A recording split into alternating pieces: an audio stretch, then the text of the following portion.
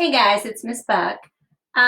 What I want you to do is to go to a clean page in your scientist notebook, and I want you to title it The Rock Cycle and get this diagram drawn in. Now, you don't need to worry if you don't have colors.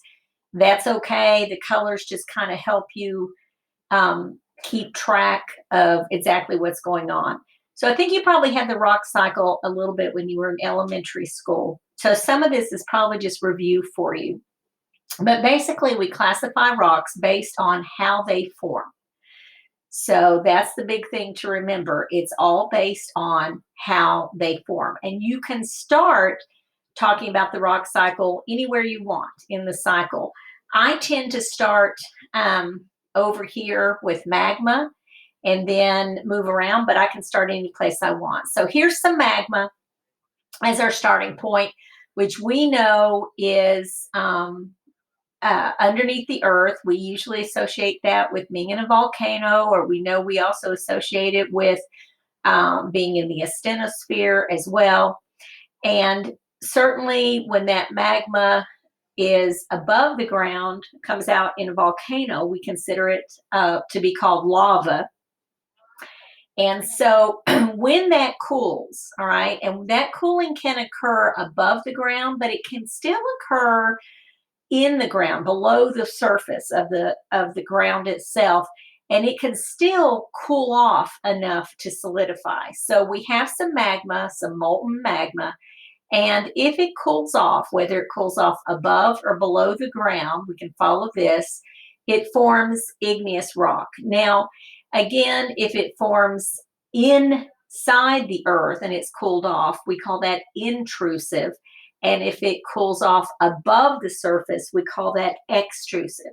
So igneous rock is, depending on how quickly it cools, you'll actually have bubbles in there and you'll see them.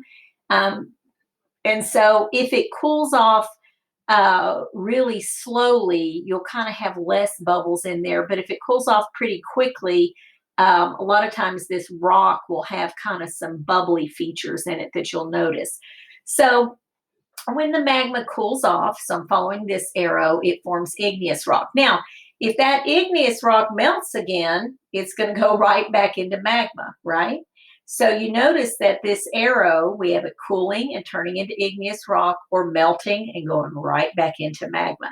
Now, if that igneous rock gets pushed, shoved down underneath the earth, and shoved down enough that it is feeling the heat that is radiating out from the core and getting a lot of pressure, it will actually change into what we call a metamorphic rock. I always think of metamorphic rock as kind of this in-betweeny rock. And I don't know why, but any kind of rock can become a metamorphic rock, okay? It doesn't matter. The igneous rock can become a metamorphic rock. We'll see that our sedimentary rock can become a metamorphic rock. And one metamorphic rock, they actually should add another arrow in here. So you can have a certain kind of metamorphic rock. And then if that metamorphic rock gets subjected to some more heat and pressure, it can actually change into a different type of metamorphic rock. If that igneous rock breaks down, and we call, when a rock gets broken down into little bits and pieces and then carried away, we call that weathering and erosion. Weathering is the breaking down, and erosion means the into pieces, and erosion refers to moving those pieces somewhere else. So if this rock gets broken down, weathered and eroded, and it's get moved somewhere else, and then it will get actually what we call deposited. And the word deposit is not here, but it's exactly what it sounds like, just gets dumped somewhere, one place, and it starts to pile up. Well, instead of pile up, we use the word compaction. And that just means it's going to get squished together. And then finally, it kind of gets those little bits and pieces get glued together to make a rock. And instead of glued together, we use the word cementation. So if my igneous rock gets all broken down and moved somewhere and deposited, I have a pile of sediment. That sediment starts piling up. It gets more pressure, gets put on it, it gets compacted and then kind of glued or cemented together, and I get sedimentary rock. Now, sedimentary rock actually can form layers. Sometimes people I know sometimes I'll tell kids it looks like kind of layers of a birthday cake.